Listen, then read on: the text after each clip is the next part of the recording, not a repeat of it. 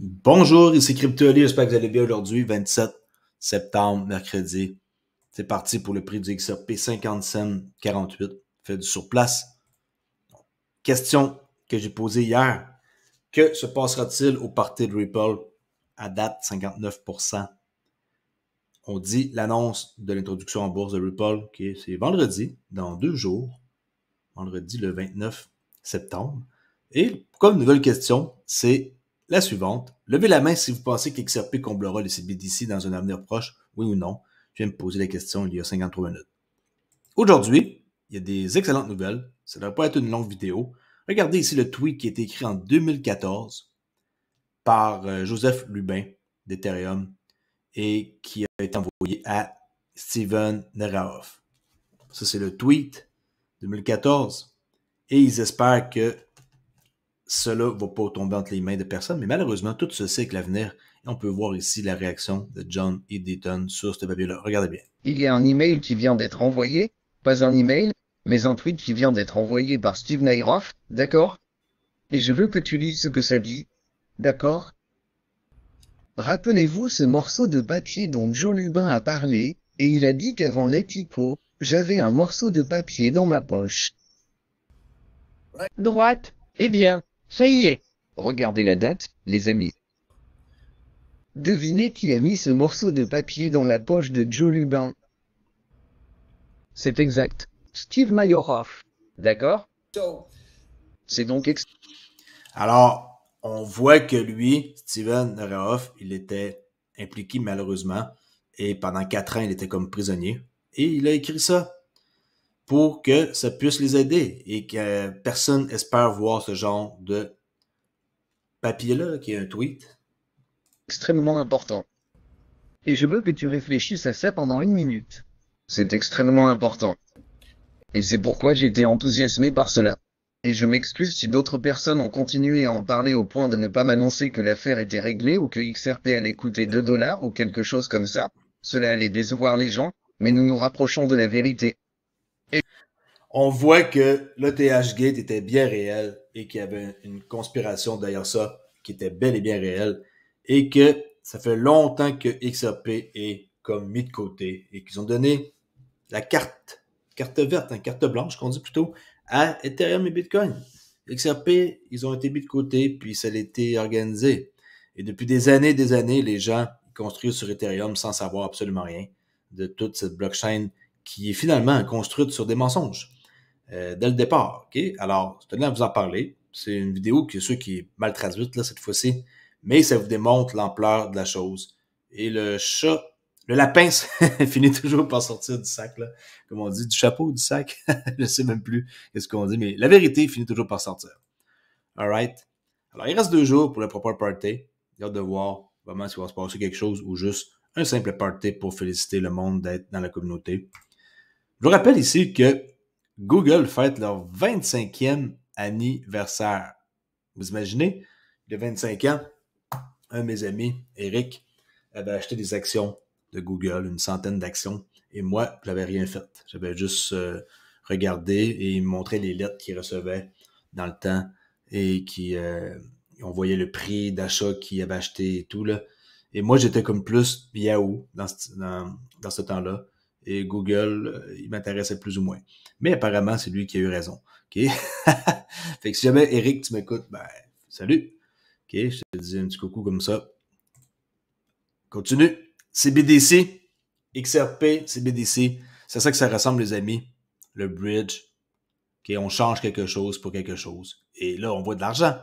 Mais ça peut être n'importe quoi qui transige par le XRP Ledger. OK? Là, on voit... C'est cette fameuse photo-là qu'on voit depuis à peu près des années, là. Quelque chose dans quelque chose en une fraction de temps. La vision de Ripple, pour ceux qui ne le savent pas, en 1 minute, vous allez voir vers quoi ils s'en vont. Si vous êtes nouveau sur la chaîne, cela devrait vous aider à mieux comprendre. XRP fait partie du cœur de Ripple. C'est le fondement de notre réflexion sur la gestion des liquidités et un problème central est que le fonctionnement de l'infrastructure financière dépend de la manière dont les liquidités sont gérées. Aujourd'hui, les institutions financières disposent de pools de capitaux. On les appelle comptes nostro et vostro. Et ce sont des comptes préfinancés entre institutions financières. Et il s'agit d'un capital dormant qui n'est utilisé ni pour le fonds de roulement, ni pour les prêts, ni pour quoi que ce soit d'autre. En utilisant un actif numérique, vous pouvez activer la liquidité en temps réel. Cela transforme la façon dont l'infrastructure financière mondiale est câblée. Nous pouvons changer et accélérer la façon dont cela fonctionne, de manière vraiment matérielle et spectaculaire, et je pense que l'introduction du XRP dans ces flux prendra du temps, mais comme je l'ai dit, chaque marathon commence par une seule étape. Chaque marathon commence par une seule étape. Si vous pensez que demain, tout va être rose et que vous allez avoir des millions de dollars, peu importe la somme que vous avez investie, là, s'entend? La réponse, c'est chaque étape est importante et voyez ça comme un marathon. Et on va arriver au bout du tunnel, OK? Il faut juste attendre et être patient. Comme quelqu'un m'a écrit ce matin, la patience est une vertu et l'impatience tue, OK? Alors, c'est clair, il faut vraiment être patient dans le domaine de la finance. Si vous êtes là pour ramasser des millions du jour au lendemain, à moins de tomber sur un projet et d'être hyper chanceux, c'est pratiquement impossible. J'ai oublié de parler hier de Chase, qui est une filiale de JP Morgan, qui vont restreindre des transactions de crypto. Qu'est-ce qui se passe?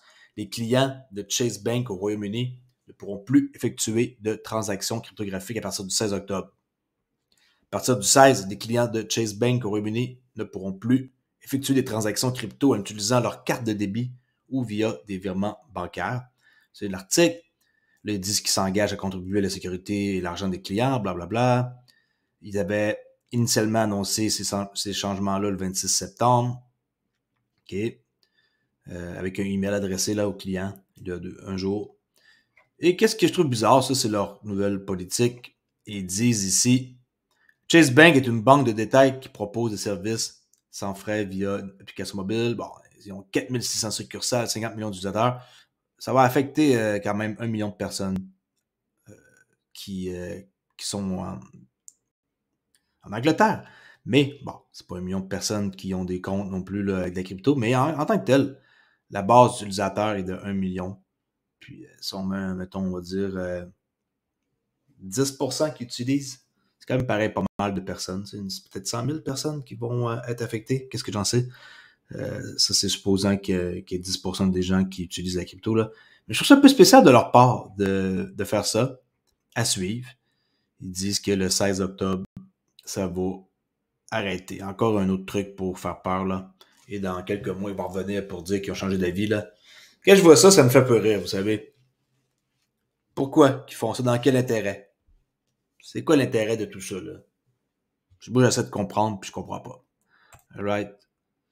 Le XRP de Ripple qui enregistre plus de transactions cryptographiques qu'Ethereum, Marcus Infranger, on va l'appeler là, Infranger, de RippleX a révélé que l'XRPL facilite plus de transactions par jour qu'Ethereum.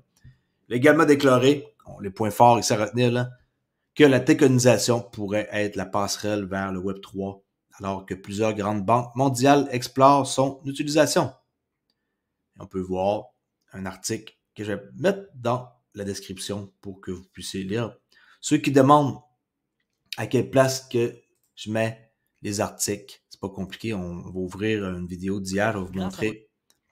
À chaque fois que vous cliquez ici, dans Afficher plus, vous descendez en bas. Et quand que je mets des liens, ils sont ici, okay, en dessous de hashtag crypto, là, juste sous le tax crypto. Un logiciel ici en passant que je trouve très, très, très bien fait. Si vous voulez aller voir à quoi ça ressemble pour faire votre crypto, là, impôt crypto. Les liens sont ici à la fin de tout, juste avant mon disclaimer, en quoi que je ne suis pas un conseiller financier. OK. Alors, allez voir cet article ici, en quoi qu'Ethereum, que XRP enregistre plus de transactions que Ethereum. L'article est intéressant, juste que je ne vais pas le lire au complet, je vais vous laisser un peu travailler. Et surtout à la fin, il commente ici sur Credify Finance, que j'allais faire un tour pour fouiller. Puis, projet sûrement qui est intéressant, que je connais pas et que je dois faire mes recherches avant d'en parler. Alright? Alors, cette vidéo est très très courte. Il reste ici une vidéo avec Joel Katz, qui est un des codeurs du XRP Ledger. Lui, Jim McCaleb, Arthur Brito. Ici, il parle des EVM sidechain, dans un discours qu'il y a eu pour l'Apex, pour le sommet des développeurs et les perspectives d'avenir pour la blockchain XRPL. Regardez bien qu'est-ce qu'il va dire. Toujours intéressant, ce monsieur-là, de l'entendre. Et tout ne peut pas être sur le réseau principal. Ce n'est pas possible. Un exemple de Sidochain est la Sidochain EVM. L'avantage de la Sidochain EVM. Bon, vous allez comprendre que ça traduit mal, là. C'est pas une sidechain, là. C'est une sidechain, mais écoutez, le AI fait du mieux qu'il peut, là. Mais qu'elle est facile à développer pour les personnes qui savent comment développer des contrats intelligents sur EVM. Les équipes de développeurs de Persist ont travaillé sur cette blockchain en parallèle. Bon, c'est pas Persist, c'est Peer System qui travaille pour eux pour développer les EVM sidechain, là. Faites attention à ce que vous lisez ici. Regardez plutôt le vrai texte en anglais, là. Peer System, très très mal traduit, Peer System. Mais le AI, il comprend pas toujours les chiffres. Parallèle avec la blockchain principale XRPL. Il est désormais en ligne sur DevNet. C'est là que les développeurs peuvent tester les implémentations avant leur mise en ligne sur le réseau principal. La Sidochain est connectée à cette Sidochain XRPL DevNet via un pont. Il s'agit d'un pont décentralisé très important qui utilise la fonctionnalité de pontage interchaîne XLS38D pour relier ce réseau XRPL. C'est donc un pont qui relie le réseau de développement à l'instance de test de la Sidochain. La prochaine étape sera d'adopter XLS38D sur le réseau principal XRPL. Une fois cet amendement approuvé par la communauté des validateurs, une nouvelle Sidochain EVM peut bien sûr être lancée sur le réseau principal XRP Ledger, tout comme d'autres sidechains. Tous les composants de cette solution doivent être prêts pour la production pour gérer des cas d'utilisation à l'échelle réelle. La solution sera décentralisée. Les nœuds seront gérés par différents membres de la communauté XRPL. Je suis vraiment ravi d'apporter une sorte de version compatible des contrats intelligents à l'écosystème XRP Ledger. Les gens savent déjà comment les développer. Il existe un vaste écosystème d'outils. Vraiment, vraiment intéressant sur l'avenir du XRPL avec les sidechains, qui est l'Ethereum Virtual Machine. Là. Vraiment, vraiment, cet homme-là, plus on l'écoute, plus on devient qu'on croit au projet. Encore plus, qu'est-ce que vous en pensez de cette vidéo-là? Est-ce qu'il y a des choses que vous avez appris? Oui, non? Faites-moi en part dans les commentaires et allez voter ici pour savoir si XRP va combler les CBDC dans un avenir proche. Oui ou non? À date, 3 personnes sur 4 disent oui.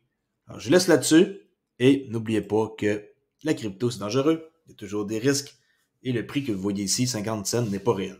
Okay, faire sa part, XRP ne peut pas coûter dirt cheap, là, comme David Schwartz dit. C'est pas possible que le prix coûte ça dans un avenir moyen terme, à long terme. Ça ici, c'est une phase d'accumulation et vous êtes présentement en train de la vivre. Okay? Même si ça a monté ici pompé, hein, c'est une phase d'accumulation et on va par la suite, fort probable, hein, je ne peux pas dire de date, j'ai pas de boule de cristal, que cette phase d'accumulation-là va arrêter et qu'on va redécoller par le haut. Pourquoi qu'on décollerait par le bas? Si on décolle par le bas, c'est pour mieux monter. C'est pas un truc qui va rester à vie ici, là, accumulé. Un jour ou l'autre, ça va exploser pour aller chercher d'autres liquidités, d'autres liquidités qui sont ici. Passant, c'est nous qui veulent en savoir plus sur le trading. J'ai une chaîne de crypto, de trading maintenant qui s'appelle Trader Oli. Allez voir dans la description. Ça va être revisité, ça aussi. Et par la suite, il n'y a pas de données. Alors, c'est de la découverte. Et si vous pensez que ces chiffres-là, c'est pas possible, 5$, 10$, ça va l'être. C'est juste une question de temps. Il faut être patient. Si vous voulez savoir plus sur comment savoir être dans le bon sens, okay? Pas savoir les prix exacts ou des choses comme ça, mais savoir le sens qu'on va trader demain. Okay? Est-ce qu'on est haussier, baissier? Je l'explique sur mon autre chaîne comment faire. Venez voir. Il y a plein de petites pépites que je fais dans mes vidéos sur la chaîne et le forum Discord Trader Oli. Si vous voulez en savoir plus. Merci beaucoup de m'avoir écouté et je vous dis à la prochaine vidéo. Ciao!